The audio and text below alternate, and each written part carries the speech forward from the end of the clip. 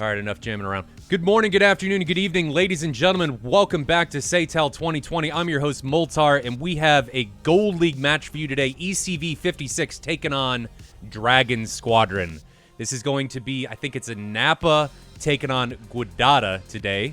But how is everybody doing? So big news that's been going on in the tech industry. NVIDIA had their announcement, if you will, on Tuesday, where they announced the 3000 series. The 3090 looks mother trucking dope. What happened to my music? It just paused for some reason because it's awesome like that. I don't know why it did that, but the 3090 looks amazing. Oh, Discord decided it wanted to. Why did it do that? I don't want you to do that. Anyway, 3000 series looks amazing. Holy crap. From what they're saying, it looks awesome. Now, will that stuff hold true?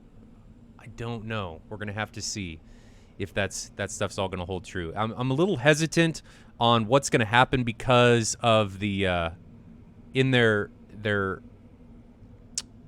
graphs and stuff they were showing, they were comparing the 3000 series to the 1000 series, which is a little concerning. So, you know, that is what it is. We'll talk a bit about that later. We've got some stuff to talk about with the multiplayer community, with some things that are going on that we're a little bit concerned about. Streamlabs bot is dropping in saying that we have a Discord server. Indeed, we do. We have a dedicated Discord server. There's the link. I also put up a panel. I didn't realize we didn't have a Discord panel down below, so I've gone ahead and put one of those up. So if you guys want to go ahead and join the Discord server, that would be great. Something else we've done is I've linked Twitch with Discord, so if you sub in Twitch, you get access to some private Discords, things that only I will see and the moderators will see and other Twitch subscribers. So you get direct links into me, and you can tell me that I'm ugly and fat and that my, beard on my face needs to be trimmed or something like that, and how much you hate me. So you guys can do that in the personal comfort of not worrying about anybody else, and you can tell me privately how much I suck. So that's something that you guys can do for Twitch subs. But go ahead and check that out. The link's there or in the panel down below. Something else that we just did that now I'm forgetting. I don't remember. I'm sure I will remember here in just a moment. But let's check out the Super Cup by Alpha Whiskey. Again, today's match, ECV56 taking on Dragon Squadron. It's going to be a good one. Enjoy.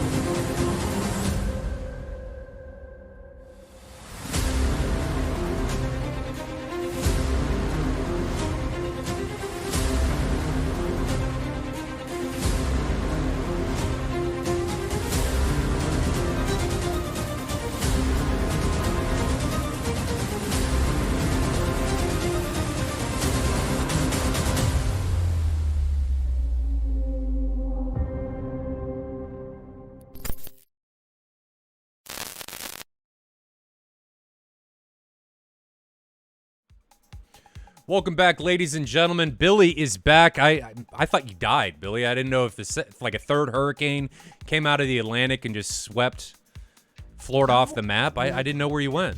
We missed you on Tuesday. You're not lucking out that easy this time, bud. Well, that's unfortunate. It was just an allergy attack. I'm still here, kicking, ready to go. Unfortunately, it wasn't a death. It was just an attack. That's unfortunate.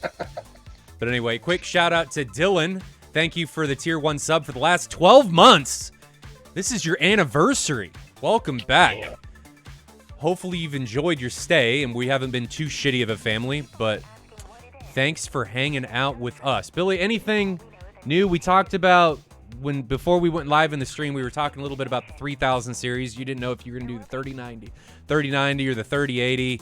I'm looking for 3090 because VRAM is king for me because multiple DCS clients, it eats shit up, and VRAM is a big thing for me. So hopefully that'll help. Yeah, we'll see. Like I said, I'm leaning towards the 3090 at this point for both gaming and for work stuff. So we'll see. I gotta make sure all the numbers all add up and it's the money is drives right and all that stuff. But it's looking like that card's going to be a pretty big beast, and hopefully should prevent you from having to upgrade for at least a little bit. I can't. Right. A period of time where that's going to be obsolete in the near future. That seems like quite a bit to hold you over for a while. So doubt. I'll update I'll upgrade again when they release something bigger and better.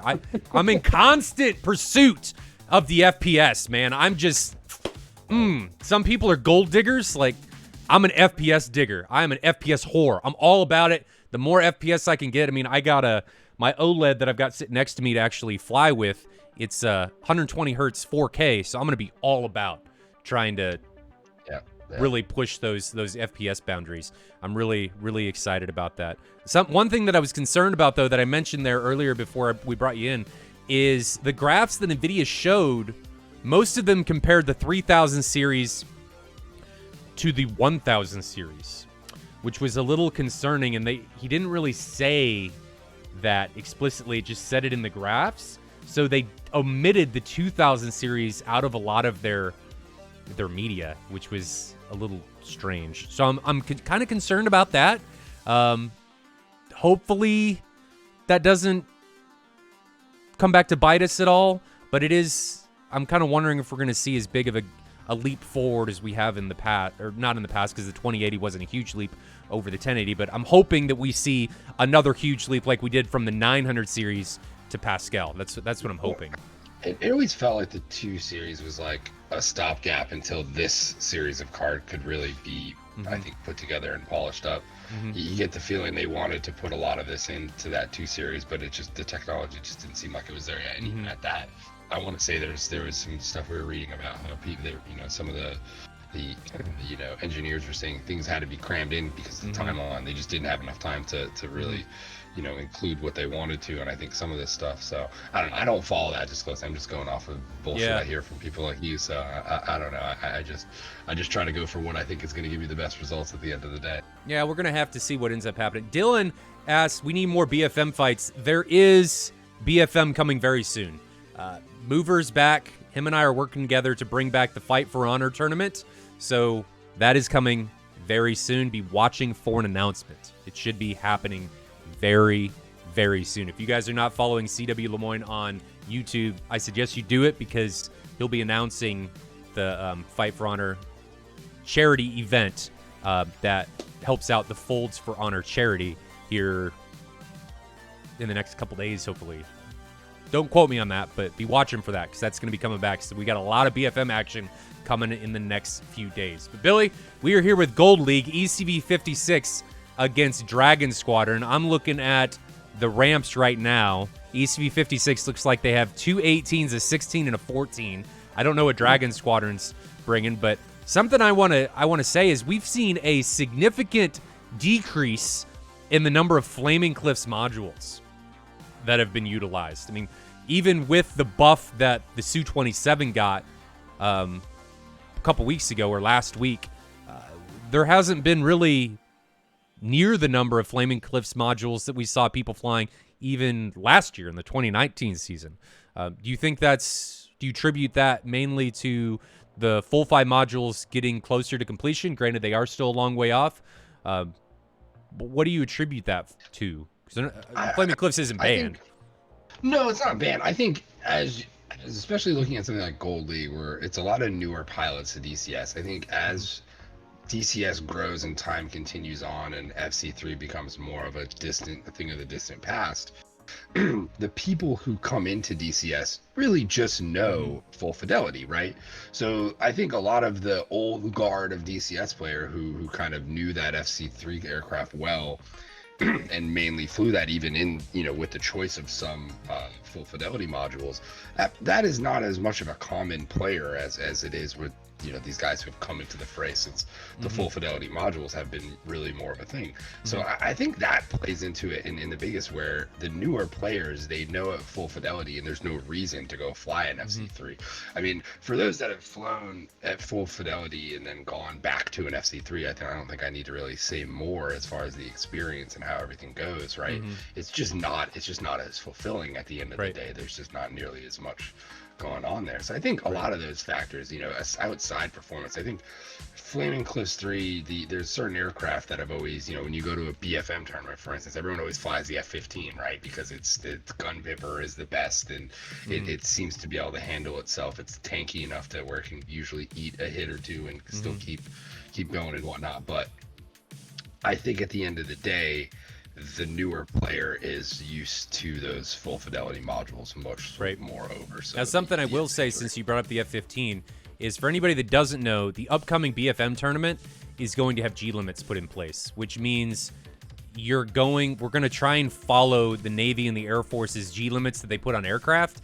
So the aircraft we're going to be watching in TACView, and I'm trying to get with Franz from TACView to get a live feed for this, but the aircraft are going to be restricted. So if you go over the G limit that is attributed to your specific aircraft, you are considered virtually dead in that round, and you would lose. So Mover was not happy about the DCS pilots' abuse of the paddle switch last year in the F-18, or the instantaneous Gs that some of the aircraft could pull. So if you do that and it's seen, you lose the round. Not the match, but you'll lose that round. And you can get that information from TACView. We're just working with Franz to get that information live. So, for example, the Viper and the Mirage are going to be limited to 9.5 Gs. We're trying to give everybody a half G buffer, but 9.5 Gs. The Tomcat, I think, is going to be limited to like 7.5 or 8 because it wasn't, a huge high G aircraft like the 16 or the 15 or the Mirage. The 15 is probably going to be 9.5 because it's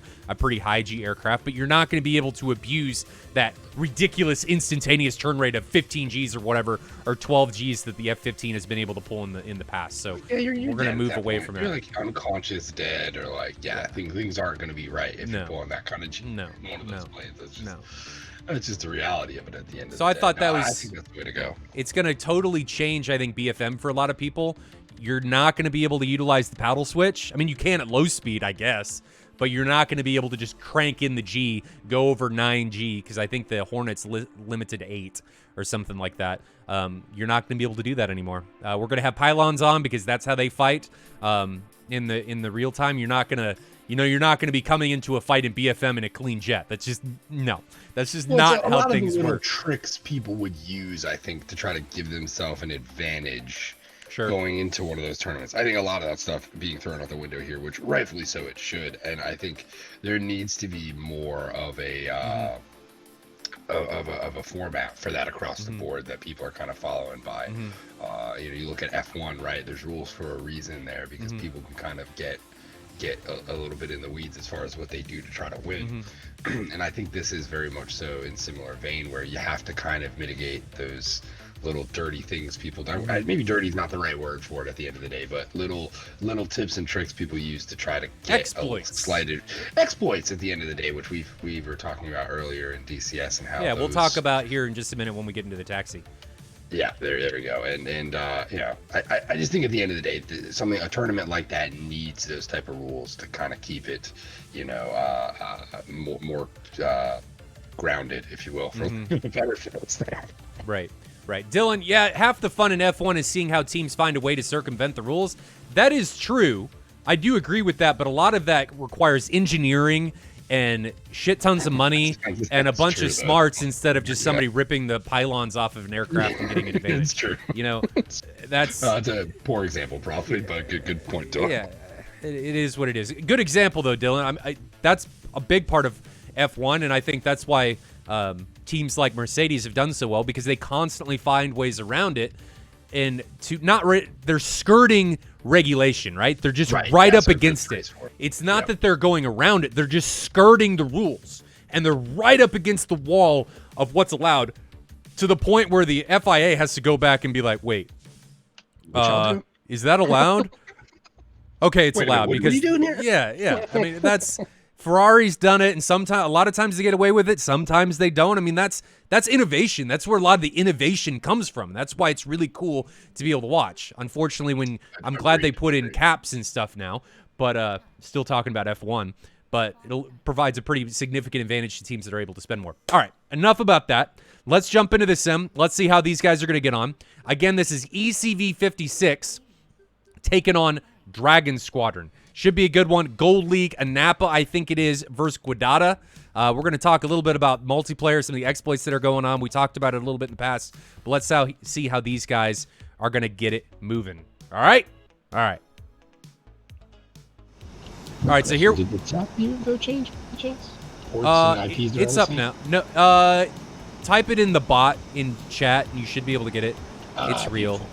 But TAC view is up. I think it's working. I'm connected to it right now, so it should be working, I think. Hopefully. I tried to connect on the old info, and I probably didn't type that in right there. Somebody help a brother out. There we go. That should be it, and I think it works. Beautiful. If it doesn't, I'm sorry. We're at another week without TAC view. Does it work? I just want to make sure. I unblocked that port. Yeah, it doesn't seem to want to jump into it like it normally does. Yeah. Not able to connect. Well, I'll try and fix it after this round. No worries. Try and fix it after this round. Anyway, what we're gonna talk about TAC view not TAC view exploits. We're gonna talk about just multiplayer exploits and the stuff that's going on right now in DCS. So there was a few weeks ago, we saw Tomcats doing like this spin maneuver. Billy's a little low. Okay, I'll turn Billy up. But Tomcats were doing this like spin maneuver where they were, how can I put this? They were like rolling, aileron rolling, right? Yeah, and we thought it was just limited to the Tomcat, but in actuality, it was not. It's not limited to the Tomcat at all. It's all aircraft. It's like this high AOA spin maneuver that the server's not able to keep up with. And guys, I'm turning Billy up here. There we go. It's like this high AOA maneuver, and it causes missiles to just miss.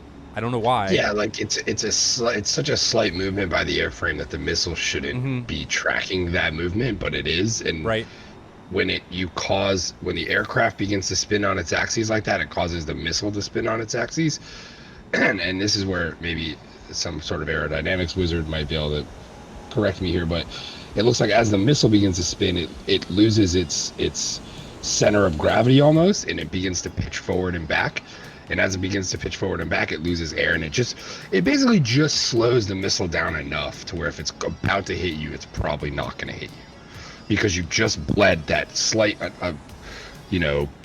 bit of energy off that missile enough to the point where it's not going to be able to impact you and stop you from doing what you're doing. So it's subtle and almost hard to know. You got to kind of know what you're looking for to see it, but when you see someone doing it, it's very obvious.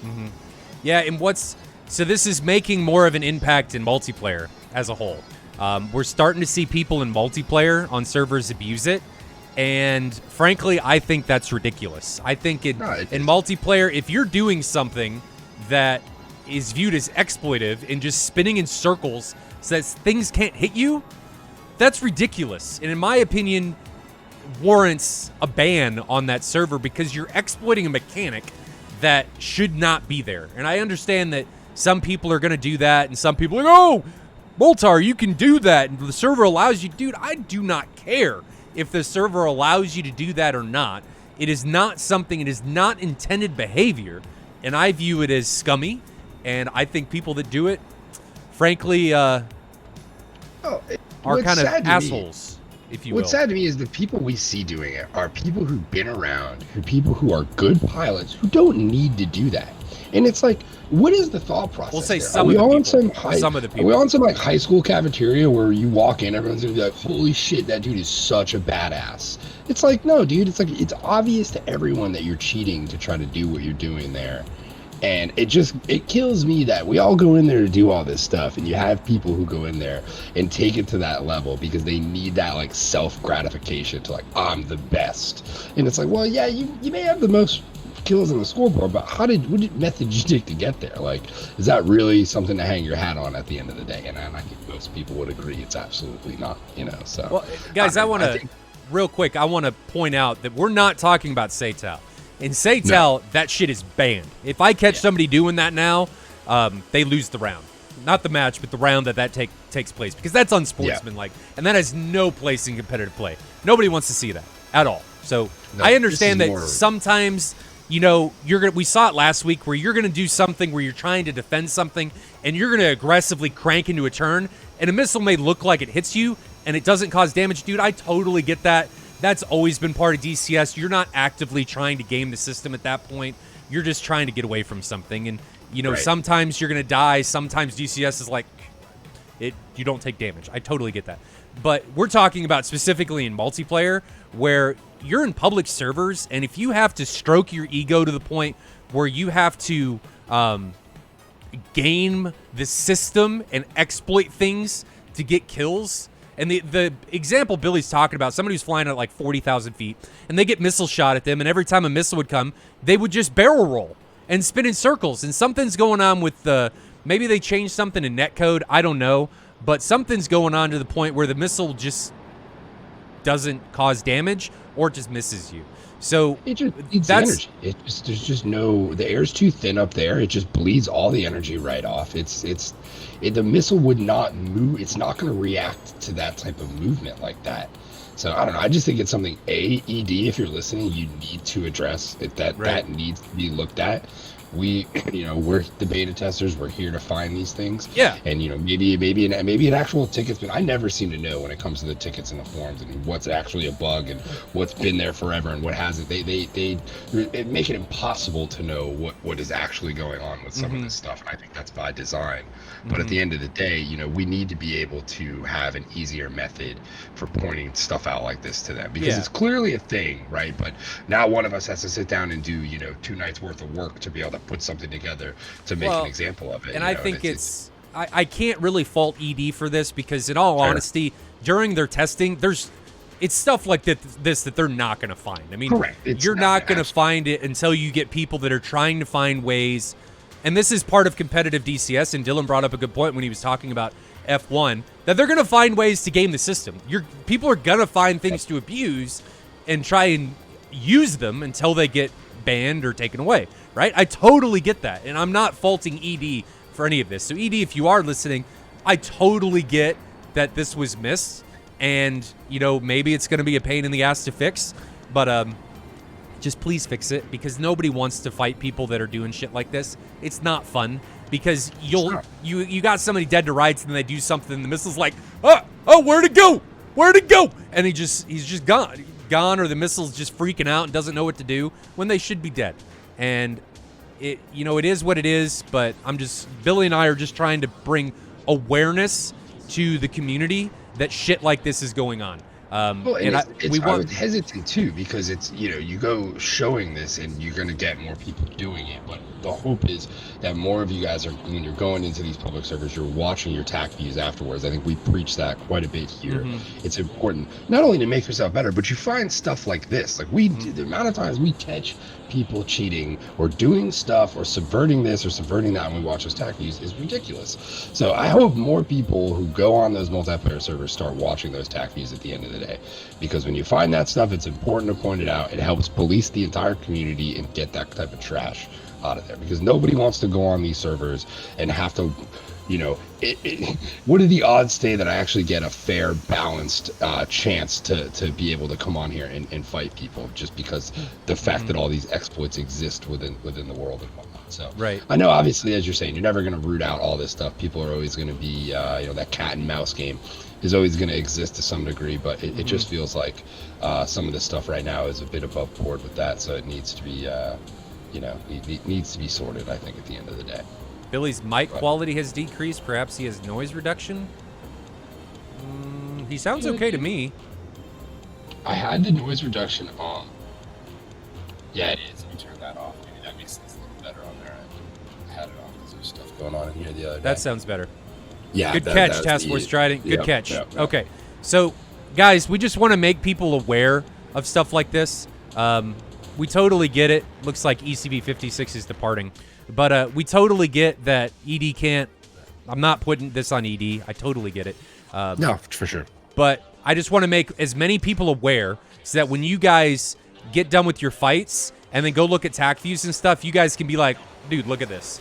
And then make a stink about it on the forums or the server administrators' discords and stuff, so that the more people we make aware of this, hopefully the faster it gets fixed and the less people that are going to do it, because I think people naturally are afraid of getting called out on shenanigans, right? If they're not called out on it, people have a higher tendency to do things. But if people are going to get called out on things, people don't like that. They don't like being embarrassed and be humiliated by people. And if you guys call people out on it and bring it to people's attentions and, you know, server admins and discords, I think it's really important. People should, if anyone out there who does this, you listening to this right now, you should fear doing this, because you should fear that someone is going to call it out and point you out somewhere for it. It's bottom line. We have to police ourselves at the end of the day on this stuff. And, you know, spotting people pulling that stuff and pointing it out just creates more fear for others who are thinking about doing it. So at the end of the day, it's about all we got at this point. So Yep. So I think we'll leave it at that. Yep. I'm not going to go more into that. Hopefully we don't see it at any matches. I don't know that we banned it yet in SATAL when these matches actually took place, so there is a possibility that stuff will show up. So guys, just be aware that these matches are approximately a month behind. So this match took place on August 2nd. It's September 3rd right now. So we do that so that teams have the freedom to be able to schedule matches, fly when they want, and it just allows more flexibility. Like Alpha Whiskey doesn't have to, you know, publish a video like in 30 minutes. He's able to take his time. He's got a couple days to do things, and it makes things easier doing things like this.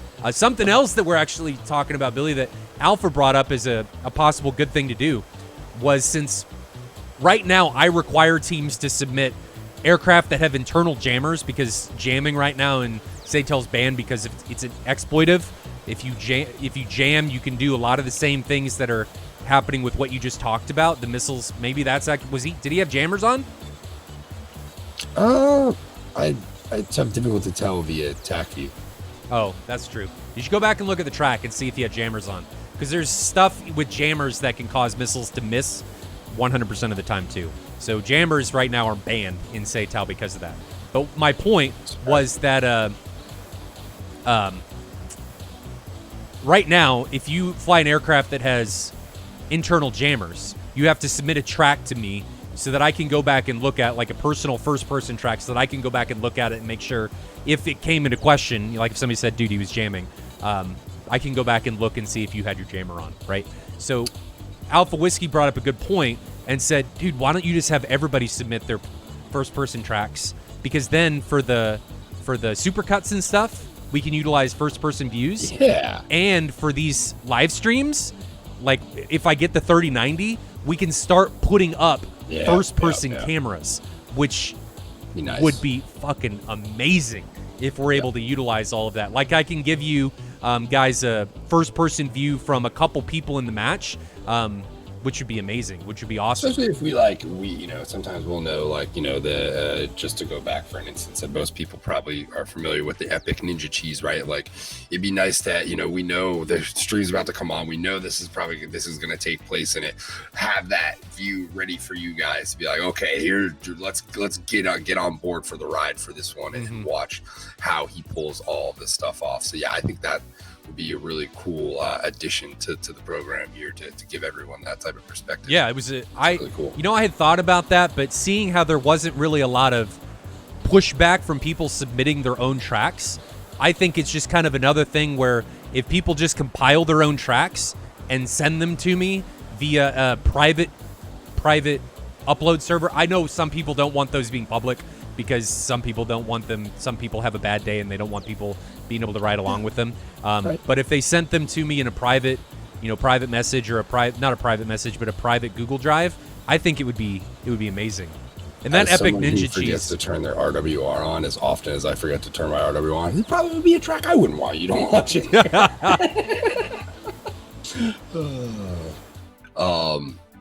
We talked about the jamming stuff just now, and then we were discussing before the show DCS stuff that's come up, and I forgot to bring this up. I actually wanted to.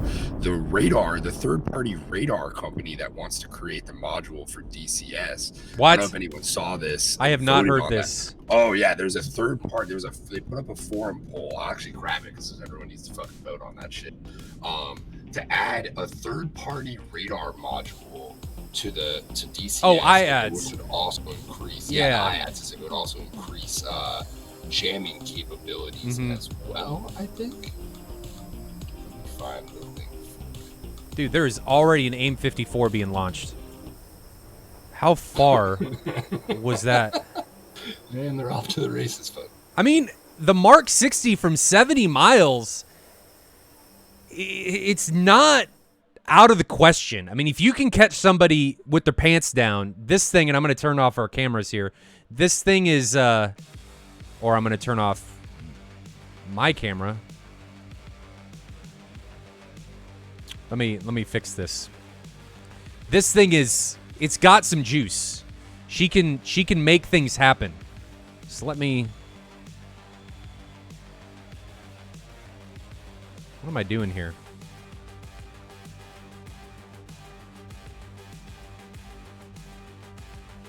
Well, I'm going to do this the old-fashioned way and just turn these off.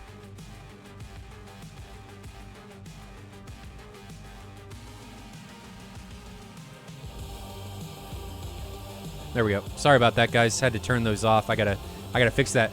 But Mark 60, is that coming in onto Wiki? Wiki gets taken down, and sorry, you guys missed that. I was trying to deal with stuff, but all that happened was he just flew into that Mark 60. Just headlong into the Mark 60, and he got telephone poled to the face. And we talk about this time and time again, telephone poles in the face, and I saw some guys outside my house putting up telephone poles.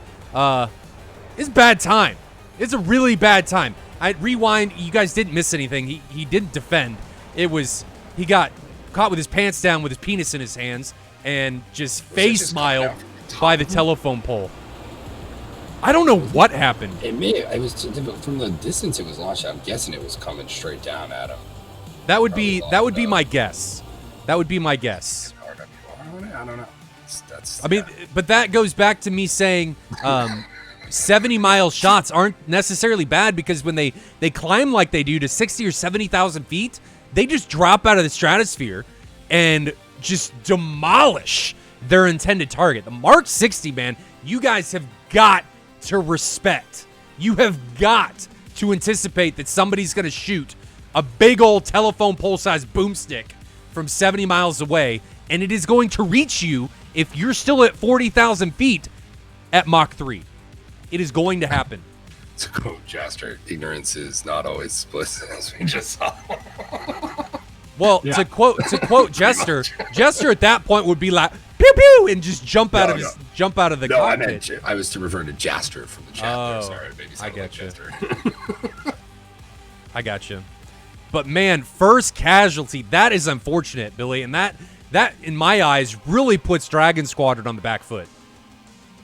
It does, and we talk about a lot on here what happens when you lose somebody that early like that, and especially when it's that quick and that violent. It can suck the wind out of a chat real quick when you're trying to conduct these things. So see how they recover from it. We haven't. It's interesting. The last match I called now was Diamond, and to go back to Gold with 4 is always kind of a shocking thing. I'm always looking for the extra 2 guys, and then I realize there's only 4 people. So here comes a 120 launch from Predator, and it looks like it's on, I'm going to call him Chew because I don't know how to say that name. So I got Ducko. Oh, we need to talk about who's flying. So Ducko, Chew, Gandalf, and Praetorian are flying for ECV56. Predator, Lido, and Rapolo, I'm going to call him Polo, are remaining for Dragon Squadron. I don't remember who the casualty was for Dragon Squadron. I'm sorry that I missed that. It just all happened so fast that man. I thought I was going to have more time before the Mark 60 got there, but that's a runaway semi on a really steep incline with bad brakes or brakes that have given out, and he just got trucked. Dragon Squadron's launching these long missiles. I'm not a fan of, well, I mean, they're 23 miles from 36,000 feet. That's not bad if they're not respected. So if we see this 120 here, that one's trashed. I don't even know where these are. So that one's at 1,600 knots. There went another one from Predator. That's another really long shot. But you can see that ECV56 is doing a really good job of respecting these missiles. But now we've got this 120 coming from Rapolo onto Gandalf. And I think that's on Gandalf. Did he just wait too long? Uh-oh. Oh, no. There's the warning. It's 2 miles away. I don't see it. Is that going to catch him?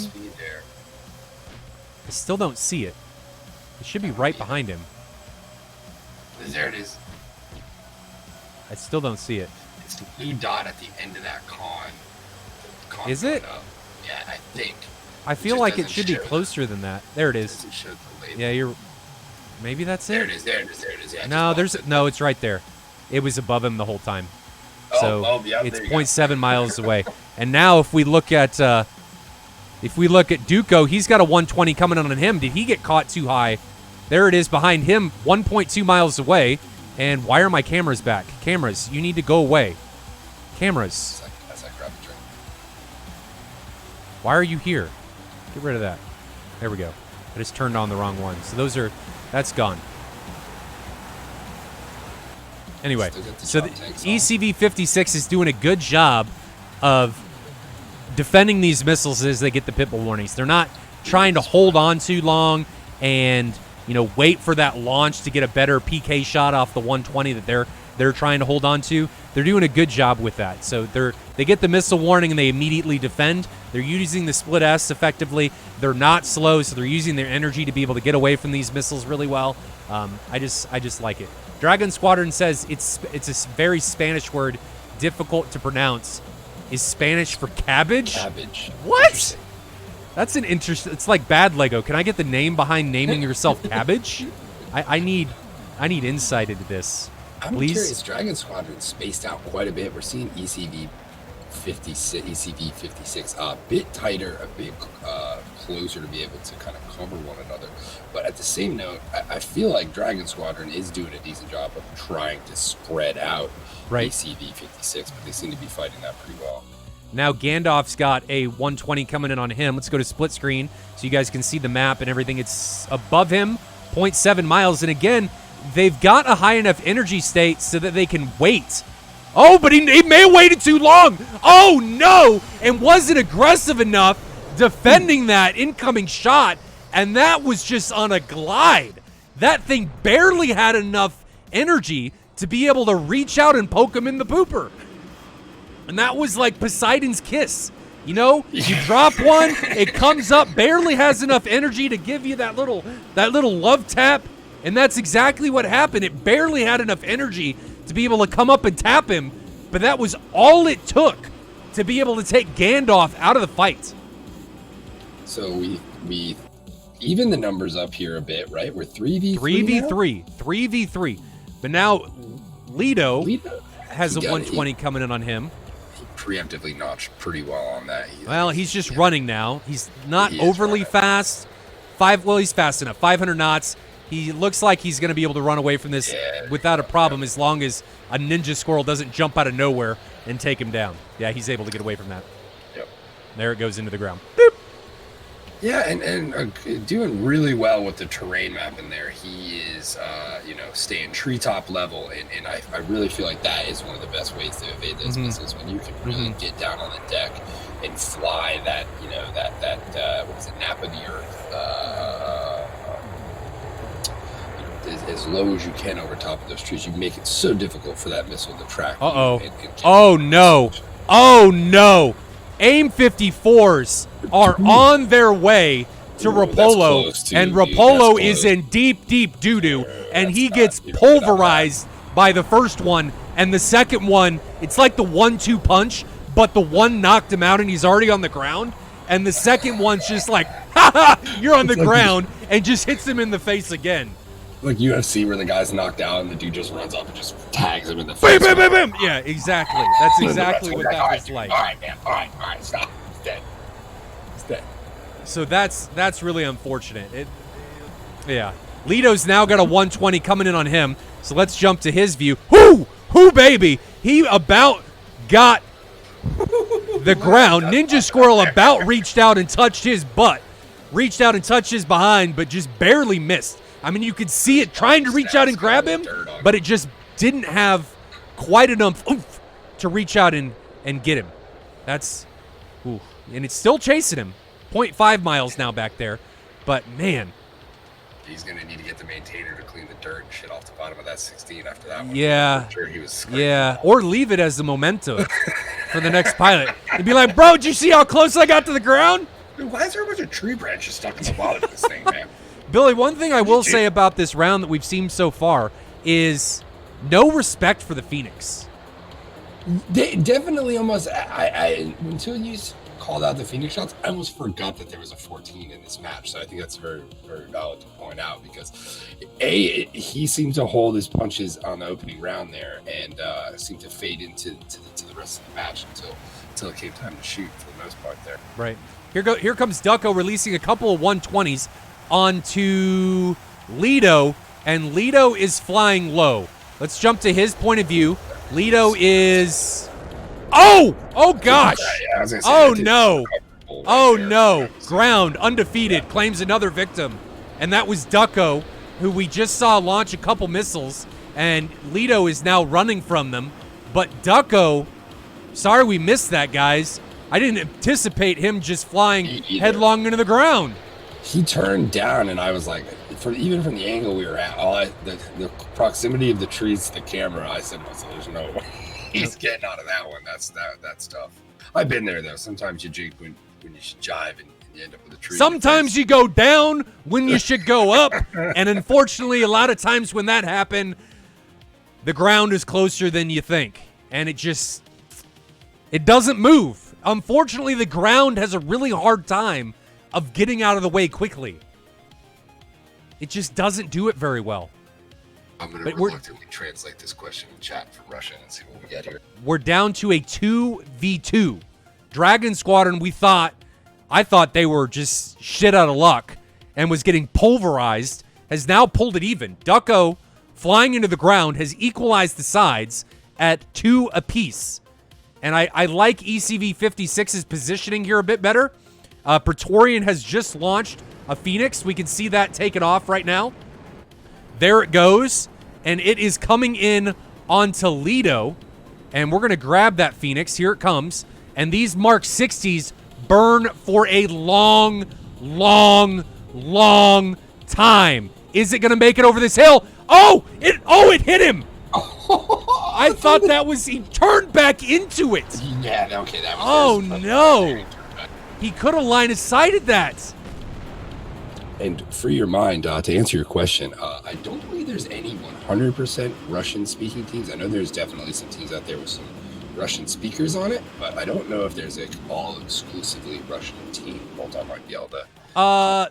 There was a Ukrainian team last year, but I think that's about as close as we're gonna get. Yep. There are some competitive Russian teams or like Ukrainian teams at that point, but not competing this year, unfortunately. And now we've got a merge coming between Praetorian and Predator, and there goes an AIM 9 or an AIM 7. I couldn't tell what that was, and it just smashes Predator, and that's going to be it. Praetorian in the F-14 demolishing the competition. Yeah. Holy crap. What a round. What a round by the F-14. Pretty good. Man, Praetorian making the kitty's presence felt. Damn. Yeah, Jaster, I've seen that picture of the flanker with the intake. They were practicing landing on on civilian roads. Some Air Forces do that Apparently once or twice a year. And they cleared out an area. He hit a sign. Yeah, they cleared out an area, and apparently he overshot his landing area, as they said, and landed like a couple hundred meters. Well, he was just making sure that the intake doors worked. The best part is this is the best Russian shit ever, too, is he not only hit that thing while landing, meaning he took back off and flew back, because they get the photo of the flanker landing is back at the base where they started from. So not only, so he had to make that flight back with that fucking road sign strapped to that intake. That shit, that is the most Russian shit ever, dude. That's so good. If that hit a U.S. plane, that shit would be in pieces. I don't know if it'd be in pieces, but they certainly wouldn't be flying. It'd be grounded. That would have gone into the intake. Engine would have blown apart. Oh, man. God. Just that. You're right. That is the most Russian shit ever. The fact that he hit something. Just send him back, dude. Just send him back. He hit something and then went home and was fine. Back off, dude. Like, yeah. back off. And in all honesty, that picture, and Jasper, if you can link it, it doesn't even look like it did anything to the plane. There's like a little crease. We were trying to figure out like what actually probably is going to need to happen, and it looks like it's going to need like a new intake fairing or whatever you refer to that piece there as. But like there's a section of it where it kind of cut in, but for the most part, it just kind of like wrapped itself around it, like a face. What do they call them? Face grabbers or whatever it almost looked like. It looked like the plane was trying to put on a mask to protect itself from corona. Oh, man. All right, so let's take a look here. We're going to jump into the TAC view while these guys are RTBing. But hats off to Praetorian, man. That just... He put on a clinic. I think that comes down to teams practicing against Mark 47s and coming in against somebody who's flying with Mark 60s. They just had a bad time. A very, very bad time. But let's jump in here and take a look at the TAC view. And let's flip over here so you guys can see Praetorian on his RTB. Okay, so let's look at the TAC view. Here is the Mark 60. So this gets launched from Praetorian, who's down here somewhere. Where is he? Right there. And it comes up here on Wiki. This thing is launched. It comes off the rail at like 70 miles. That is a long way.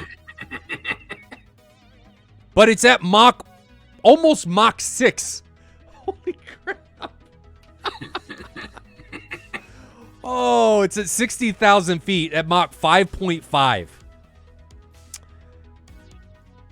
Wiki is just in for a bad time. A very bad time.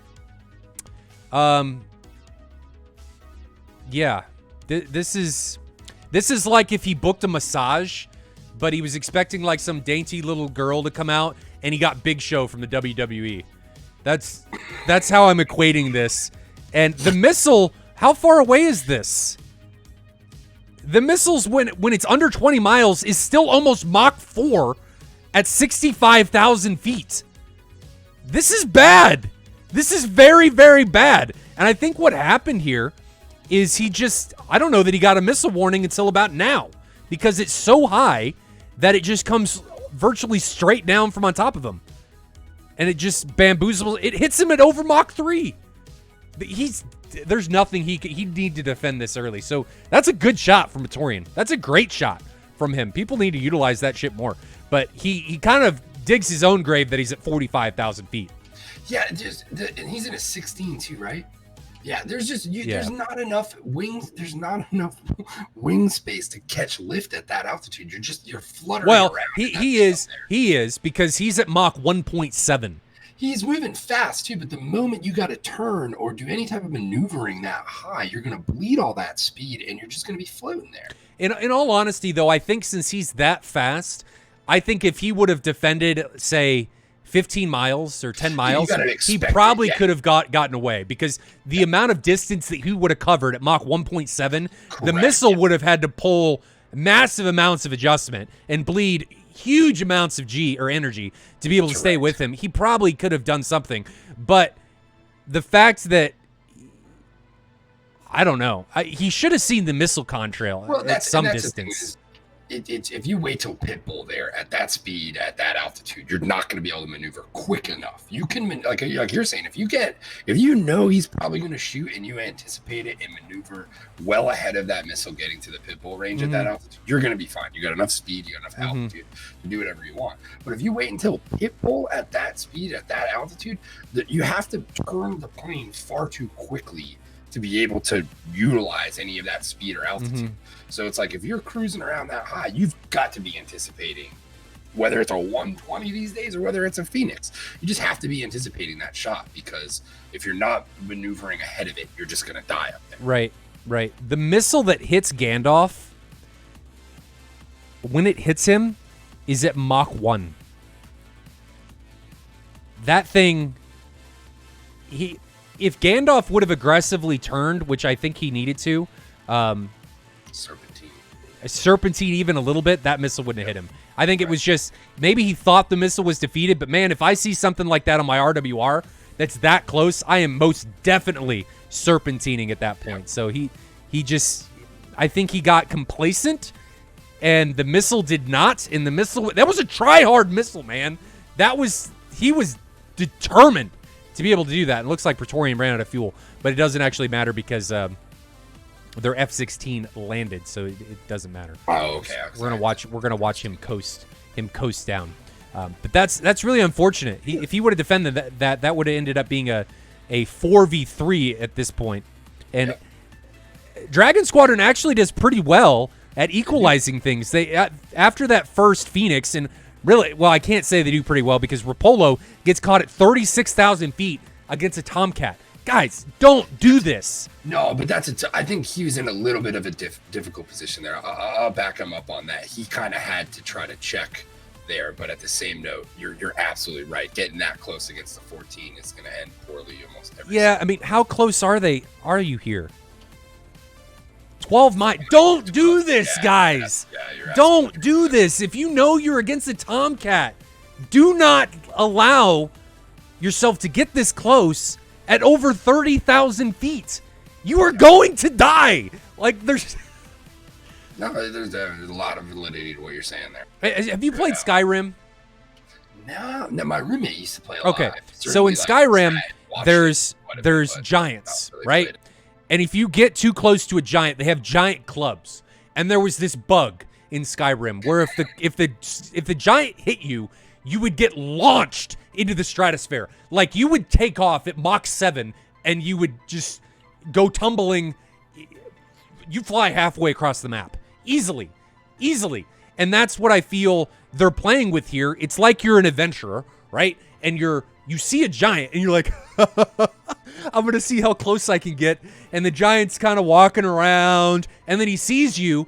And when he sees you, there's nothing you can do. You're just dead, because his club has such a massive hitbox that he's going to hit you in the face and you're going to die. And that's exactly what happens here. At 12 miles, you are at 36,000 feet. You might as well be at 40. You're not getting away. It's not happening. And if the Tomcat maintains lock, which I don't know if Praetorian does, you're not going to be able to vertical notch the Phoenix.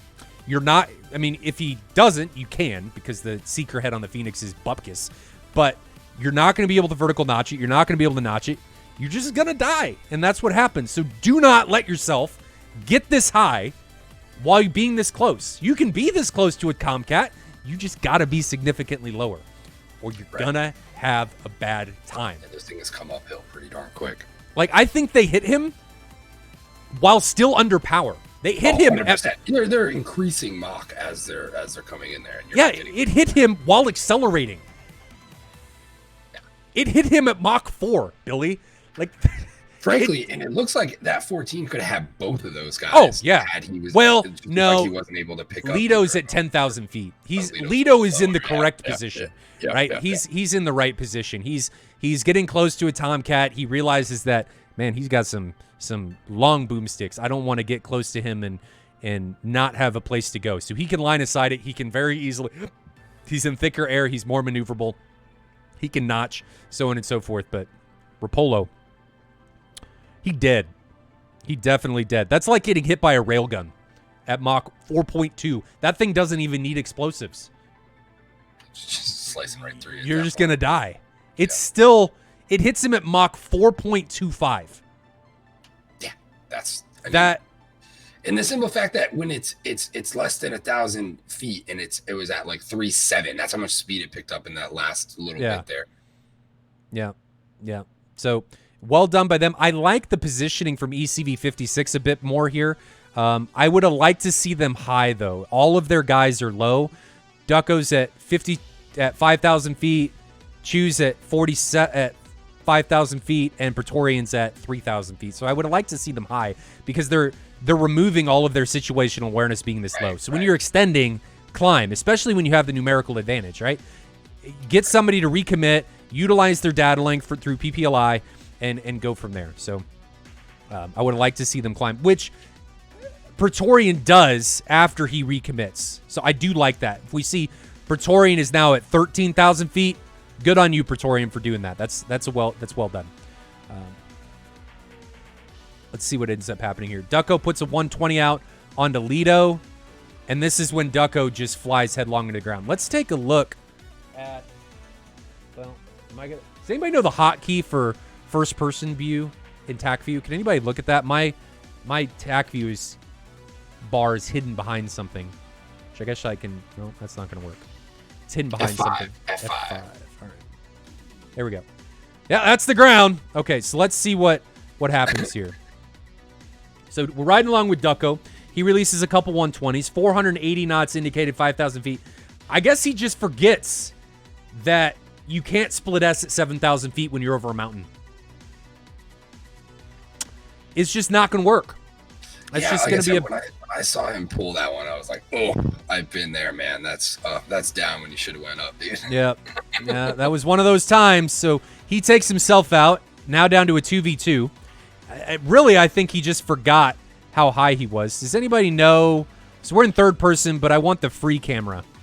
The other camera. Is it F7? It's F7. I got it. Yes, Thanks. F7. Yeah, thanks. So he just forgot, I think, how high he was. But I like the positioning, actually, in this case, by Dragon Squadron more. I don't like that Lido just turns away. Just line of sight this. You're over the hills. Just get down and line of sight that Phoenix. There's no reason to be running from this. Just line of sight it. And what happens here? Okay, so where's that Phoenix? So there they are. Here comes the Phoenix. He just turns back into it. I don't know what happened. Maybe he thought he wasn't going to get a warning because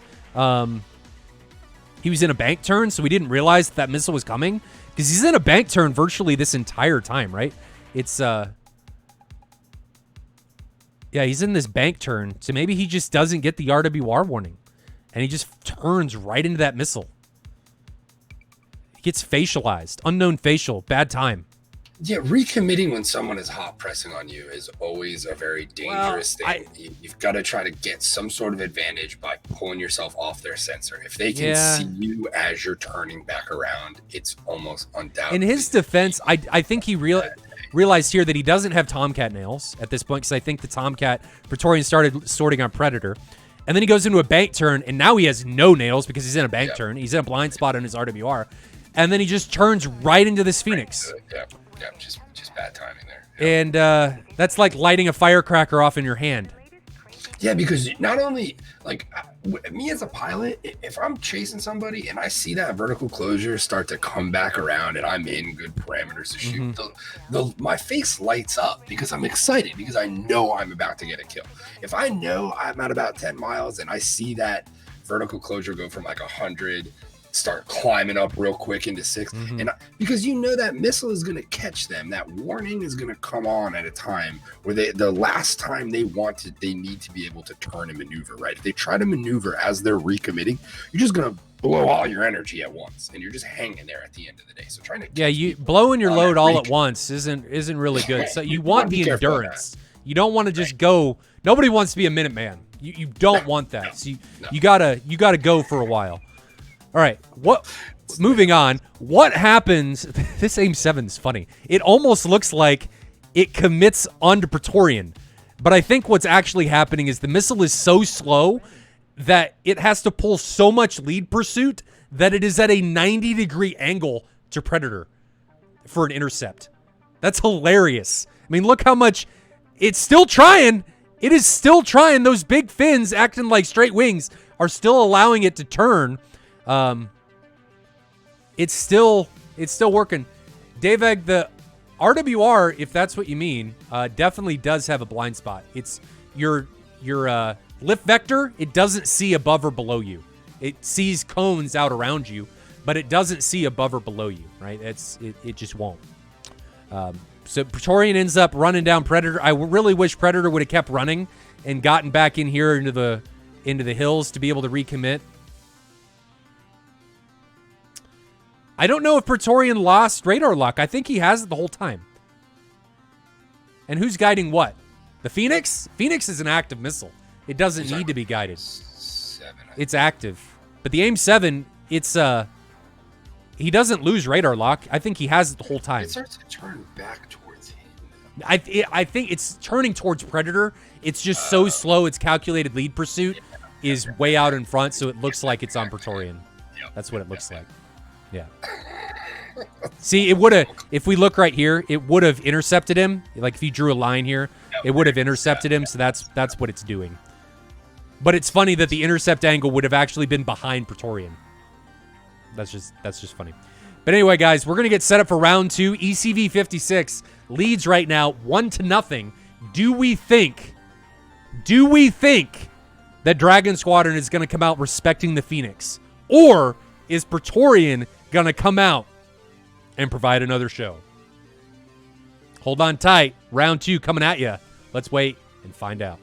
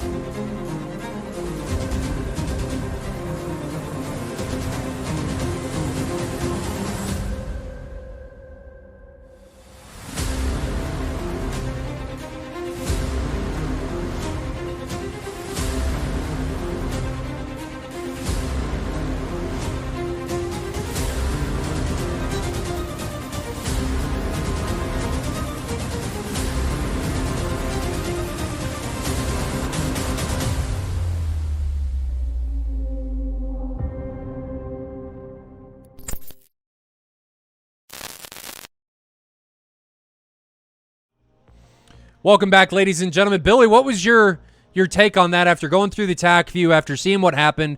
My take is Praetorian was a one-man wrecking crew.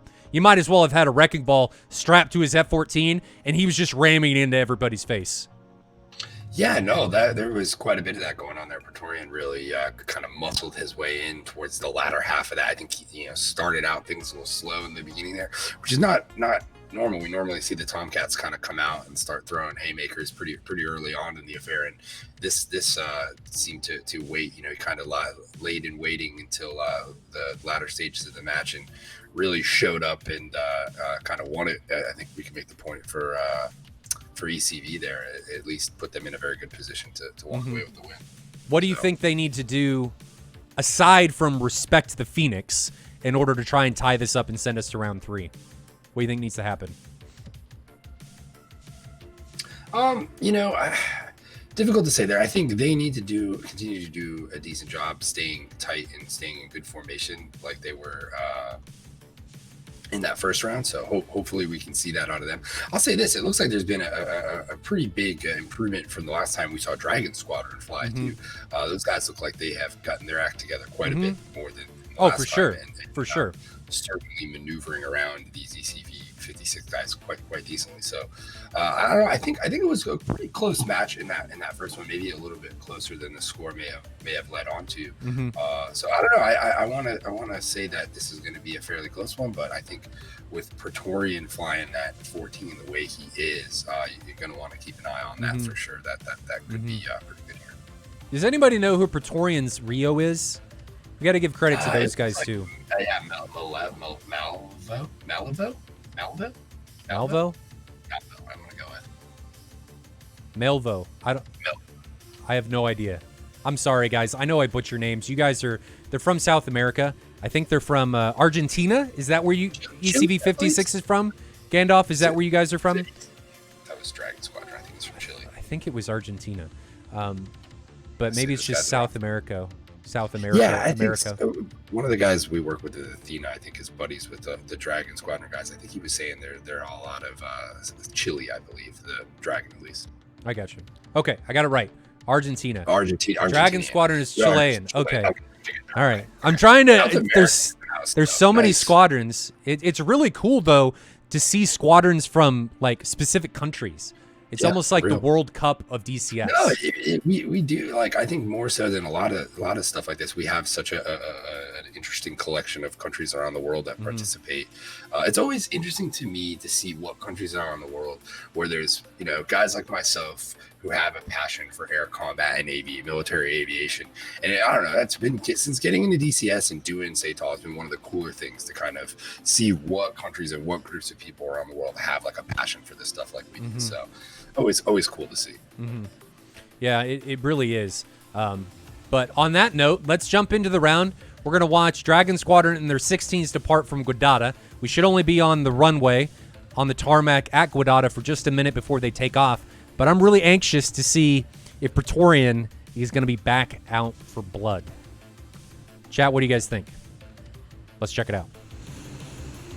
So Dragon Squadron again in their F-16s, Wiki, Lido, Predator, and Rapolo, all the same 4 guys here on the tarmac at Guadada.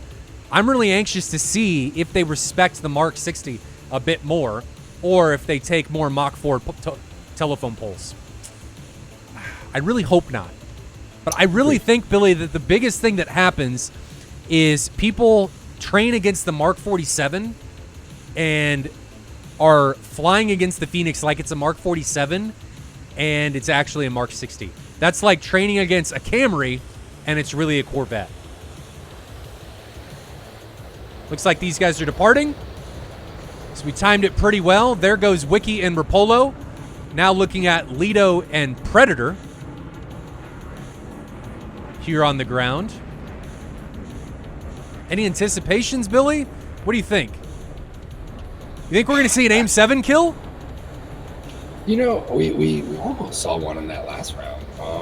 I don't know. I think it's difficult to get into a position in SATAL. You really have to be, I think those usually end up being when there's not a lot of guys left, right?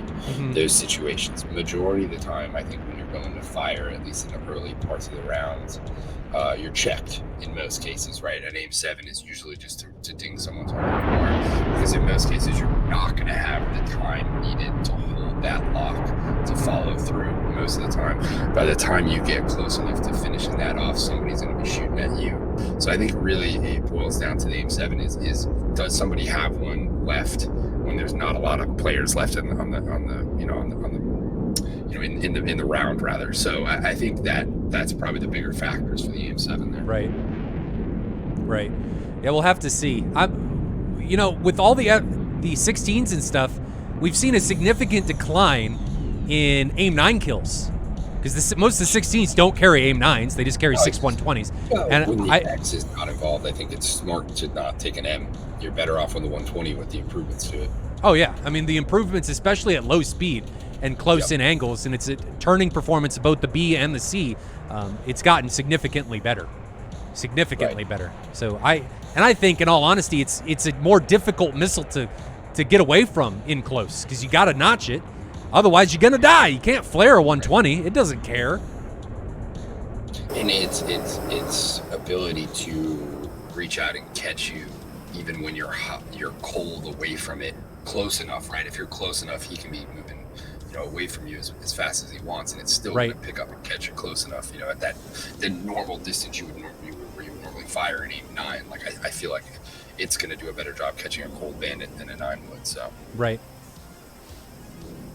For sure. Let's see what we got here. So the F-14 for ECV56 flown by Praetorian is in trail of the lead 3 ship from ECV56, so I think it took off a little bit later. Ducko, Gandalf, and Chew are leading the way again for ECV56. So the same 4 guys for both sides are coming in here to round 2. So we got a lead 3 ship and a trail F-14, a trail singleton for ECV56, and we've got what looks to be two ship spreads for Dragon Squadron. Something I do like that we just saw from Wiki was jettisoning of tanks. I like that as SATAL goes on, people are getting more and more cognizant of the drag that they're carrying around in their aircraft. They're getting rid of the tanks. They're not forgetting. I think especially when we first did this, nobody really thought about that. I mean, this was 5 years ago when we first started SATAL, and I didn't start SATAC, but when we brought it back, nobody was really thinking about that. Nobody was really thinking about jettisoning tanks, and people were, but it wasn't as, in everybody's mind as it is now. Because now people are flying, they're trying to run that wall of having as much energy, as much power as possible to throw onto their missiles. It's amazing the strides that pilots have made ability-wise. Watching teams compete over the years in these competitions has been awesome.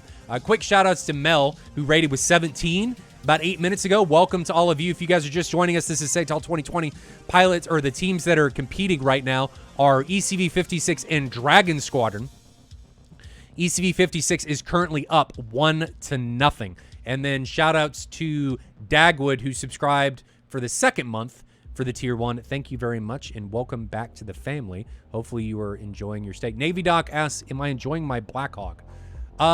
Yes. I have utilized it for 1 flight. It's about all I've had time for, so about an hour. I'm not going to give any impressions on it until I get more insight into it. I don't want to, just throw it up on stream without really utilizing it for a while and having some constructive things to say about it. I want to make sure that I've got some experience with it before we start talking about it. But it is mounted on a Vesta mount sitting behind me next to my other button box. I will say my initial impressions are good. I do like it. There's a couple things that I would like to be different, but we'll see. I do like it overall. I do like it. I think I'm going to be in the market for a collective here soon. I've been eyeing collective. Yes, a collective. I got to figure out how the fuck I'm going to add it in here, but we'll get her done. At the end of the day. Yeah, with the Hind and the Kiowa coming out. There's always room, man. There's always room. He's got to like build a stand or something. I think what I'm going to end up doing with my new setup is I've got 4 touchscreens. So I've got 2 touchscreens right now for my pit, and I've got 2 touchscreens that I kind of utilize for streaming, but what I'm finding out is I don't really utilize them a whole lot. So what I think I might do is use, because I'm moving here in a couple months, right? So I'm going to redo my pit. So what I think I'm going to do is I'm going to have my main 2 touchscreens I'm going to use for MFD screens, and then I'm going to use the other 2 touchscreens, and I'm going to use them as toggles, like button boxes that I can change on both sides of me, that I can manipulate and do things. I think, like Knockers just said, chair mount them. That's what I'm gonna. That's what I'm gonna do. Well, I'm not gonna chair mount them. I'm gonna do the. I don't even remember the company. I'm gonna go an 80-20 pit. I'm gonna build one. Yeah. Okay. And I'm gonna, because I want the flexibility and the modularity to put things exactly where I want them. Right. So that's what we're gonna do. Well, and I think as we're talking here, things expand, right? You want to be able to add and adjust as time, not only in the beginning, but as time goes on. Sorry, I'll let you go there. Right. No, you're exactly right. So we do have a Phoenix that was launched from Praetorian. It's at 70,000 feet, guys. Just cruising along. Why does it do this? Come back down now. Why do they do this, Billy? I don't know. but it's like you might need that thing later, and you just kind of tossed it out there now. They fly like sideways when they come down. Why do they do that? It went from 2,000 knots to 800. It's just the maneuvers of it are not fluid. It's just these erratic movements to where it doesn't gradually push into the movement it needs to not lose speed. It's just not. I don't know why they do that. I don't know. But what I do see is a 120 coming in on Gandalf. Is that going to pose any type of threat? And you guys should be able to see it on the map here. And that's going to be his feet dry side. Where is it? I always, get confused about thinking the missile is closer than it actually is, but it's back there somewhere. Is it above him? There it is. It's way above him. I need to remember that the missiles are like way above them coming down from on high. So that's not going to pose a threat. But something else that I do see is another Phoenix, and it's headed for Predator. Predator, I think, was one of the last combatants remaining in the last round. Is he going to be taken out early here? That's an old Phoenix. Here it is, 1,800 knots. Predator, you've got to do something. 5 miles. Did you? There he is defending now, but 1,700 knots. Predator, no. Half mile, face mile, and boom, he is gone. Yeah, those bags. Not that that's an inhibitor there, but it's certainly not making it easy when you got to defend that late. Guys.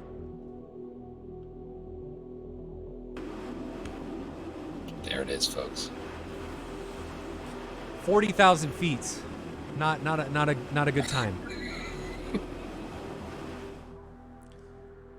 And that's nothing against Predator. You're thinking about other things. That's something I got to say here. You're thinking about other things as these fights are unfolding, and what ends up happening is you get overwhelmed.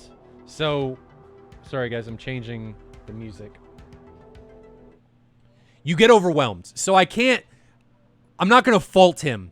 You get overwhelmed. That's what I'll say. It happens. Your brain's thinking about a million other things, and defending ends up getting put on the back burner, and you just get face-miled. That's what happens. Anyway, 120 launched from Ducko onto Rapolo. Wiki dodges a 120, and then launches one onto Gandalf. How high is Gandalf? Gandalf is at 11,000 feet. And he should be fine. We can see him defending here. He's in an 18. Breaking away. And that missile is going to be totally out of energy by the time it even thinks about getting close to its intended target. So well defended by Gandalf. But I don't know what happened there with Predator. I have to assume from the angle that he had to be getting an RWR warning. It had to be going on. And I think you're getting RWR warnings from 10 miles, something like that, 8 miles, somewhere in that vicinity. I don't know. But Wiki now is ingressing against a 3-ship from ECV56. Wiki is at 12,000 feet. Let's ride along with him. Launches a couple 120s. Let's go to split screen here so you guys can see what is going on. Praetorian launches an AIM-9. I don't know if that was intentional. I'm going to guess not. But he does put a Phoenix out, and he's in gate while diving. That could be a bad time because you can't come out of gate while diving as a Tomcat. But that Phoenix, oh no. Oh no. Where is it? There it is. Oh no, no, no. It missed. Woo, man. I thought that had him for sure. Just died before it hit the ground too. That was like you shocking a dog with a dog collar when it's running away. It hit the electric fence line. It hit it, then just turned around, and it just didn't know what to do. You could see it going and then just break away. So I guess he hit the vertical notch, and I'm going to assume that Praetorian wasn't supporting that missile. That was just support your shit. That's all I can say there. It's a solid point from the chat. That motor was still burning too. Oh yeah. So it was just it didn't have the Too much power. Too much power. I just didn't have the flexibility to turn on them there. Almost got lucky that it was. I think that came down to the missile not being supported. Right. And that very well maybe it wasn't in as good of a position as it probably should have been in the first place. Yeah. I really think that missile, that dodge came down to the missile not being supported. Is this on Rapolo?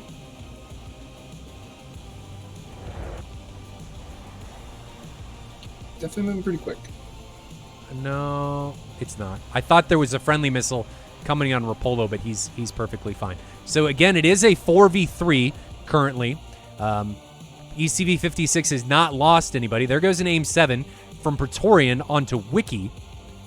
And that AIM-7 or 120 got pretty close to Rapolo, but I think he's 21,000 feet. 19. Yeah, that flew right by him. You guys got to be careful firing right into your friendlies.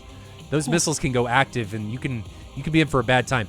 Phoenix now coming in on Wiki. There it is, right over his shoulder. 5 miles now. 4 miles. And Wiki is slow. Wiki is out of fuel. Wiki is dead. Oh, yeah, that's slowing down.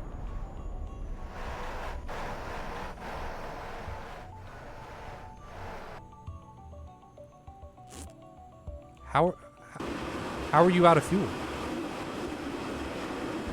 Yeah, what happened quite there? Early on into the match to be out of fuel. Yeah. What happened? I mean, I've been there though. Sometimes you drop the hammer and it's hard to pick it back up. That is true. But he tanked a Phoenix, and now we've got a 120 coming on Rapolo, and that looked like it was shot from a decently close range. Where is it? There it is! And it comes in from the top of the screen and smashes him through the cockpit, and Rapolo gets demolished. So Dragon Squadron, they look like they're preoccupied with something else. Like something else has got their attention, and they're not quite focused on their opponents right in front of them. Right? So he just flies headlong into that missile, gets facialized by the baby telephone pole, and, you know, a facial from a big one or a little one is probably going to feel the same. Yeah. Too much? Yeah. No. I think that's Close. appropriate. No, I think you're good. All I right. think you're good. So Lido now is the only man remaining. The only remaining pilot for Dragon Squadron. The lone man in his F-16. Cruising low.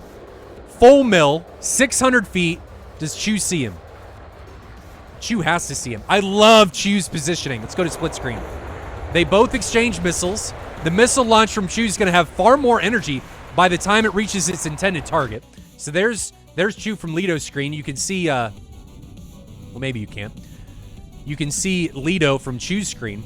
And the missile that Chew launched is just going to have way more energy because it was launched from a higher speed and a higher altitude. And you can see that it's reaching much closer to its intended target. It made it within a mile of Lido. So I like that positioning much, much better from ECV56 than Dragon Squadron. Granted, Dragon Squadron's Lido is the only guy remaining, and flying high as a singleton and gets a 4-ship, that's a recipe to get killed. Like, you're probably gonna die. Is there any way to take my pet back? Buyer's remorse?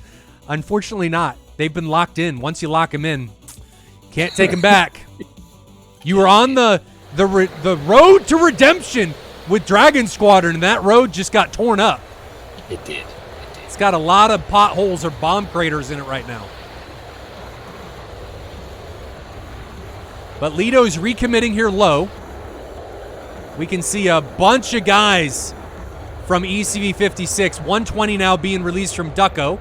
You can see it right over the top of Lido's aircraft. That was launched from about 9 miles. There's a 120 just floating out there.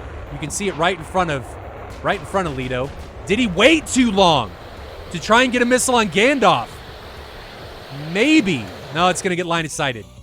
It's a mile back there. Lido is more than fast enough, but now he's got a missile coming in from his left. 2.5 miles, and that missile may be able to reach out and touch him. It's getting close. Getting close. Let's go to Lido's point of view. But Lido is over Mach 1. I think he's going to be okay.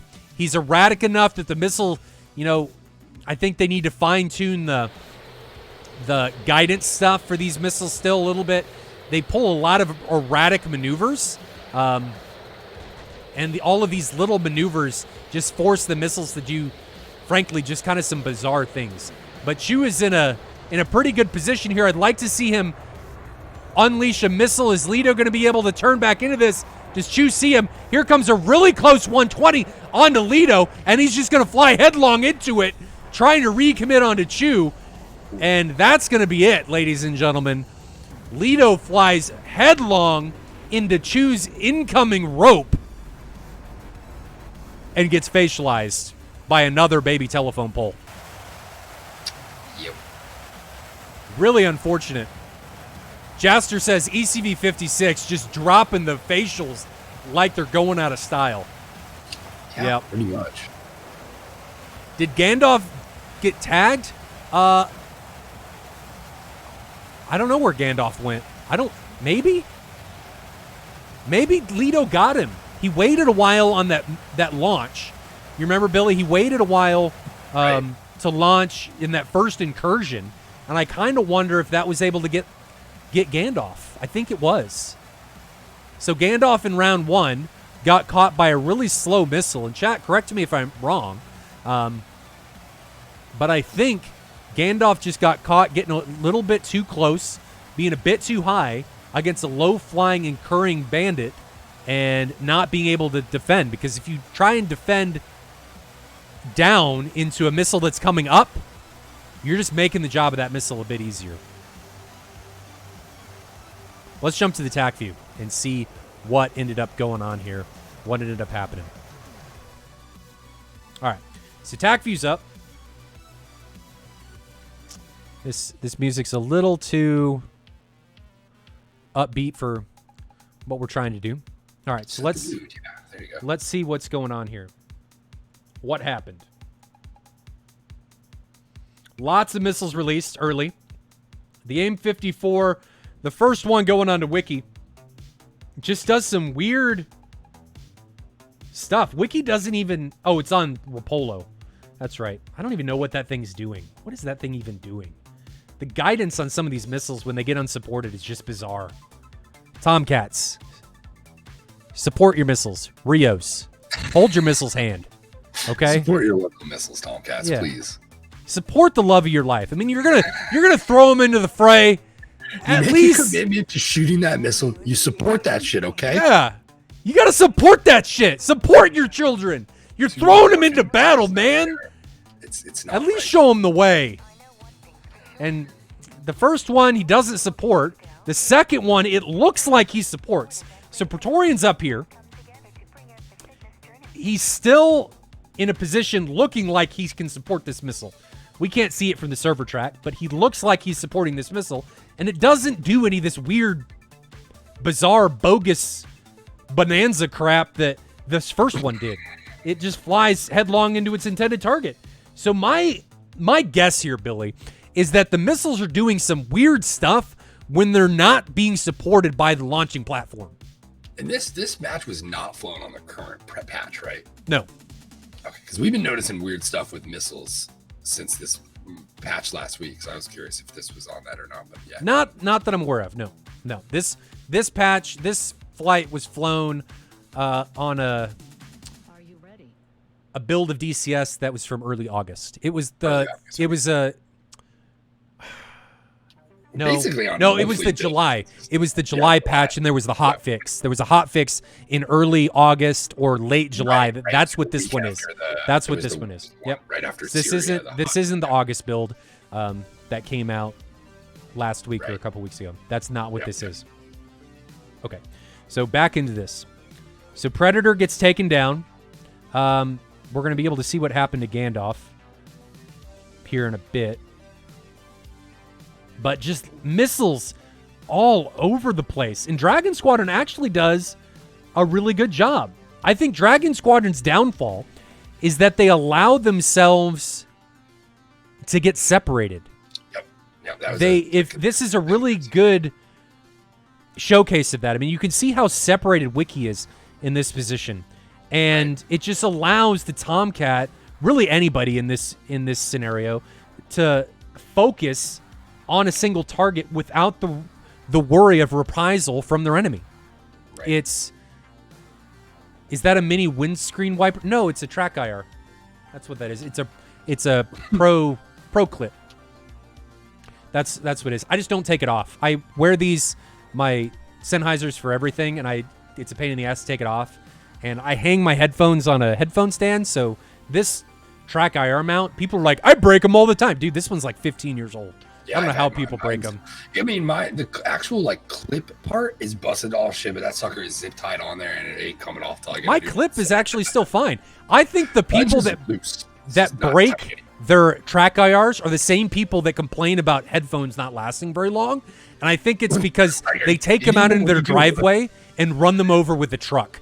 I don't know how people abuse technology so much. I'm going off on a tangent here, but I hear from people all the time be like, my crap broke. And then they show me the stuff that's broken.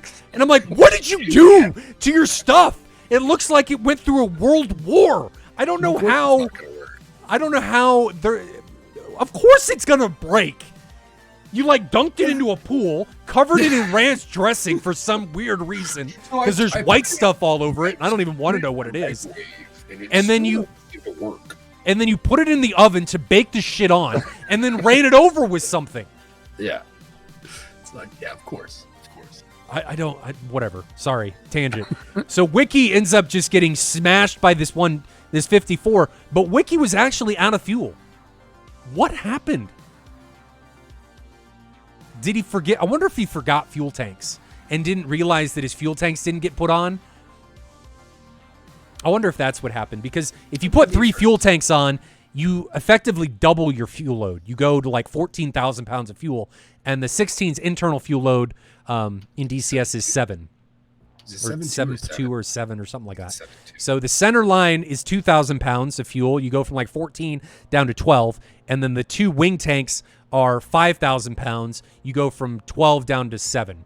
So I usually take the center line and I burn up to altitude, and I'll notice right as I get to 30,000, I'll be at 12. And I'll just drop that center line, and then I'm streamlined and going with 2 tanks. Yep. I usually gate to high altitude and just dump it because it's a lot of extra drag. You'll notice if you come off the runway gate, you'll get to 30,000 and you'll be just in and around 12, depending on atmospherics. What happened here? So Dragon Squadron's Repello. We're going to go to first person here and watch. There's a 120 coming in. I don't know where it's from, above him slightly. But this 120, you can see it right here, is not outside of his RWR's coverage zone. He's going to be getting the warning, right? Maybe he realized too late and just says, fuck it, I'm dead, and just carries on without trying to do anything. But my guess, and I said this a couple times throughout the match, I think people are getting overwhelmed. I think that's really what's happening. And there's so much shit going on. There's so many comms going on. You're getting lock warnings from everywhere. There's just people dying. Be like, bro, my teammate died. And that's going through your head. I get it. I've been in these situations. I can't fault him. So I think he tries to break away now. Nope. Levels out. Maybe he forgot his RWR. It's entirely possible. It happened to me 4 times. I mean, I get it when some of these servers do this stupid base combat style hot starts, and I end up throws me all off. Why is the RWR not on in the hot start? I don't know. I get it, because I think, especially with the 18, I think that's part of your fence in and stuff. You don't want that thing radiating on the ground around people, right? Or maybe not necessarily the RWR. That's probably what it is. You're probably right. I'm down there radiating my ground crew with my radar and my RWRs on. Everybody, you get cancer, here's cancer from you. Here, you're special, you get testicular cancer. And that's how I'm rolling. Pretty much. So now Lito's the only one. Lito's the only one left. He runs away. Lito does a pretty good job. Recommits here. And how far is this on to Gandalf? Gandalf's at 12,000 feet. 7 miles. That's a good shot. Gandalf, I think, just doesn't respect it. Maybe the squirrel jumps out and gets him. It happens to the best of us. Does he? That looks like it's going to hit him. Yeah. It hits him. He's just not fast enough. we look back, he's at 0.8. Yeah. Well, no. That's the missile. Oh, dude, Gandalf is really slow. 0.6. Yeah. No wonder he died. Floating Yeah, that's a great shot. That is a great shot from Leto. Well done. Taking somebody out in a 1v4, even though he wasn't able to come back. I mean, he's already in really bad position. That was a great shot. Well done by him to take somebody down with him. I don't like this recommit. Maybe he recommitted because he was getting low on fuel. But, man, you got to try and break line of sight. You got to try and look over your shoulder, see the guy if he's not radiating you, break line of sight. Because when you recommit into a position like this, dude, not only do you have to find the guy, and he doesn't, you also have to shoot. And he can shoot while you're turning, and you can't until you're able to get your radar or something onto the target. So you got to try and line of sight the guy before you recommit in this situation. But well done by Leto to at least take somebody down with him. So well done. Indeed. Let's jump back to the studio. All right. Go ahead. I think one of my favorite moments in DCS is that moment where the other person's recommitting. Basically neither of you know where each other is, but you're recommitting on each other, and it's that mad scramble to try to be the first person to get the lock and shoot. I think that is, in a nutshell, probably my favorite moment of DCS and flying and stuff. It doesn't get any better. And guys, something I will say along those lines, Moltar's words of wisdom for the day. When you're recommitting into somebody and you both don't see each other and you're around hills, do not be the first one over the hill. Very valuable. Do not go over the hill unless you can see him. You will get shot in the face. It's such a valid point. Make sure you force that guy over the hill first, because he's waiting for you to come over that hill and looking for you. You're gonna die. True. So that's Moltar's words of wisdom. Do not be the first one over the hill. If you don't want a facial and you don't like the unknown facials, somebody just slinging them on the other side of that hill. It's the only thing on the other side of that bad. hill. Bad. Because let me put you in perspective. What happens if the dude's guy's gonna come over that hill and he just chucks a 120 out there? Thing goes active. You're taking a merry stroll, come over the hill, bam, bam, bam, and there's your RWR. Missiles 300 feet in front of you, and all you can do is wave hello before it mother trucking plows you in the face, and you didn't see it coming. That's what's going to happen. Is there a T-shirt? No, but we should. Words of wisdom, unknown facials are bad. Yeah, we should put up some T-shirts. We do. We need some SATAL phrased T-shirts, and we need to get that dope ass logo on a shirt or a hat or something. Maybe get you a hat with a logo on it or something. I wouldn't complain. Happen. I know a guy. I think I can make that happen. I know a guy. For anybody that doesn't know, Billy runs Wild Weasel Apparel. If you guys have any wants or desires for aviation-centric apparel, check his website out. My Laughing Felix shirt on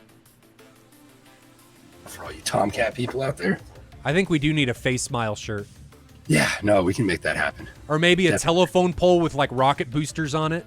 Oh, I can do that. That's easy. Easy all day long. We gotta have that kind of stuff. Absolutely. That'd be dope. But anyway, guys, that brings us to the end of the match for the day. ECV56 against Dragon Squadron. ECV56 comes out commandingly 2-0.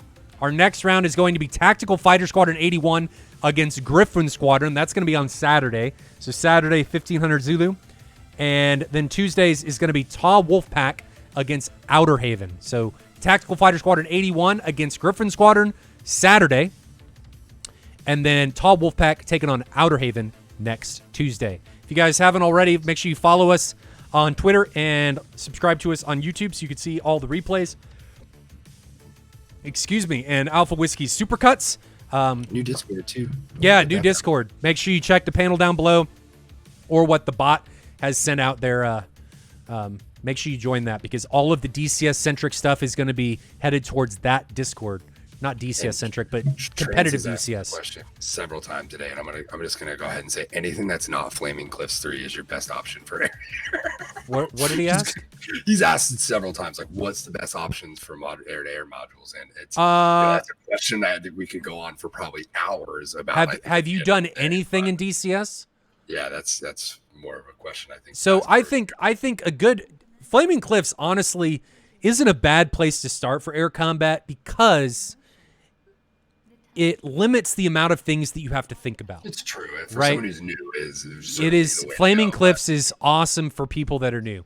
If you have any sense of DCS and you've done any type of air combat, whether that be in the A-10, whether it be, in the Su-25, even, using your Mark II eyeballs to shoot other aircraft down, get something like the F-18. There's a lot more room for growth, I think, in expanding your DCS experience than Flaming Cliffs 3. Flaming Cliffs 3, they're awesome. They're great for learning things. I still like flying them, but you feel like part of you is missing when you go from full fidelity back to Flaming Cliffs because you don't have control, right? You don't have control over everything that you're trying to do.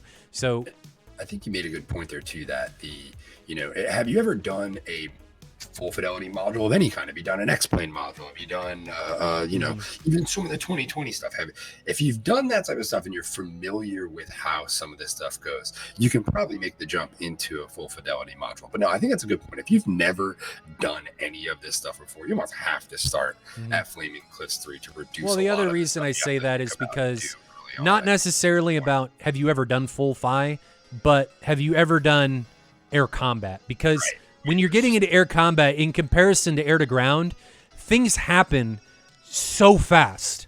Because now instead of the ground target not moving or only moving at like 30 miles an hour or whatever, your target is moving at 1,000 miles per hour or 1,000 knots. So your closure rate could be 2,000 knots.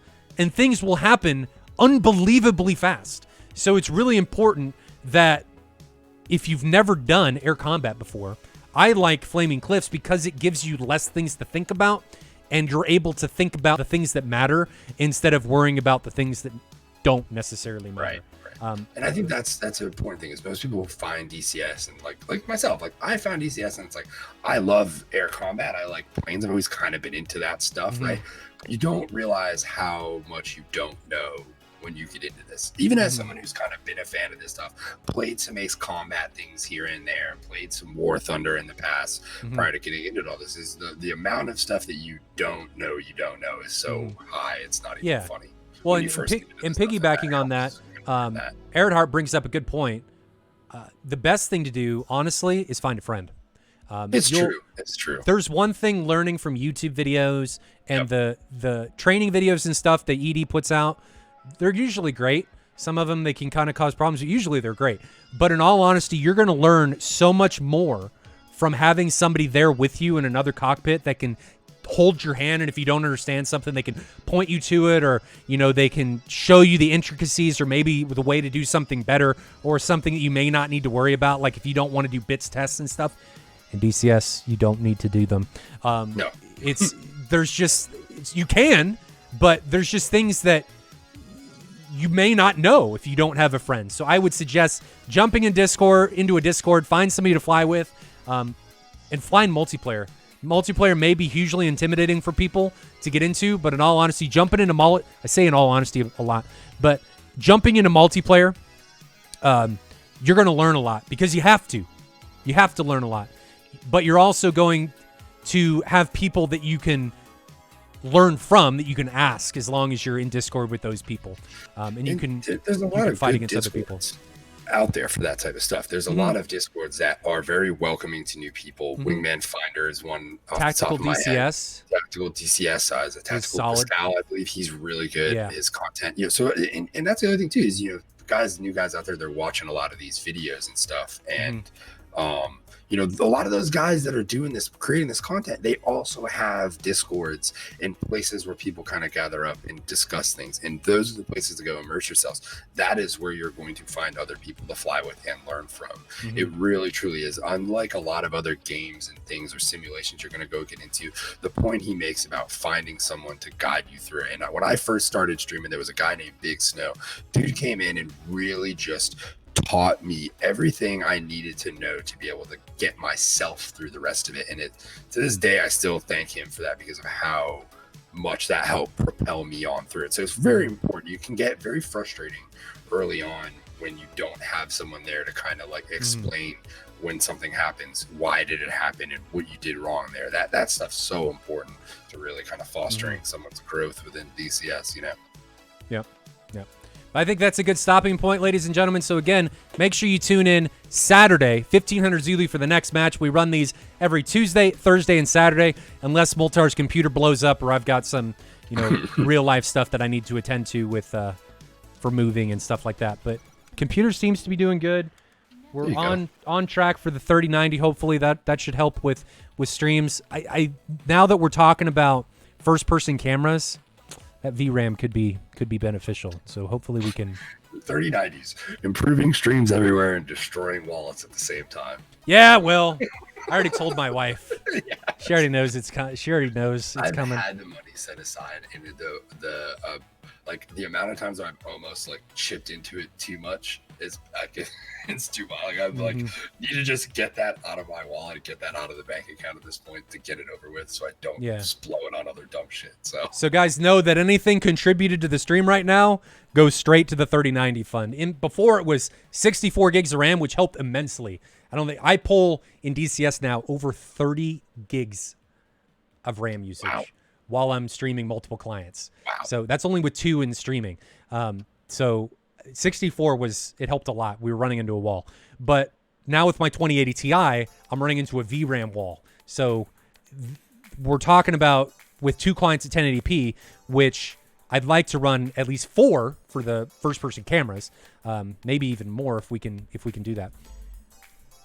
But 3090, man. Yeah, Dave, that's what we're talking about. When he pulled the 3090 out of the oven and had to go, ugh, when he was pulling out of the oven, you knew it was a big boy. Recommended you headset. Yours broke like an actual headset. In all honesty, Thrustmasters is really good. Thrustmaster is good. Yep, no doubt. It's really comfortable. And it actually sounds pretty decent. So if you're looking for under $100 or right around $100, Thrustmaster's headset is actually the T-Flight headset. That's probably what I would recommend. Going above that, I would probably go headphones and a dedicated microphone. But if you're sticking with a headset, maybe. I mean, Sennheiser is you really can't go wrong. But the problem with Sennheiser, I love my Sennheisers. They're open backs. So the Thrustmasters will be closed backs. So you're not going to piss off anybody around you. Above that, send me a PM. I'm happy to recommend some stuff if you want me to. Impact's got a good recommendation on a mod mic. That's a good one. But haven't used a headset for 15 years. I can't. I tried. You guys saw me a couple weeks ago. I said that was going to be it, but we keep chatting. You guys saw me a couple weeks ago. I pulled out some Shure earbuds, and I was listening to them in the stream, and I sat here and was like, these sound like ass. And I had to take them out. Like, I can't.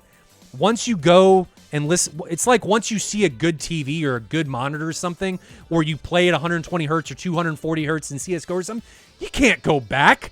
It feels like ancient times. You feel like you're removing part of yourself going back to something older. And I just had to take them out and go back to my and that's Shure's that I was trying to go to.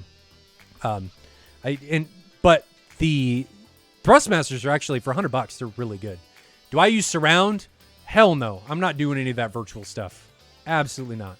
I do on my home theater, but that's actual surround. I don't like virtualizing stuff. I take the very it's never as good as the other way of doing it. It's almost never is as good. It's just it's a way to try to cut a corner that usually just ends up with. I don't like the idea of trying to virtualize surround in headphones when they're not even made to do it. Like you can't do it. And 1080p or not 1080p, stereo does already a pretty good job. I can hear when people are behind me, like in first-person shooters and stuff. I can tell when somebody's behind me just based on how the drivers and everything work. I can't. It's got to be.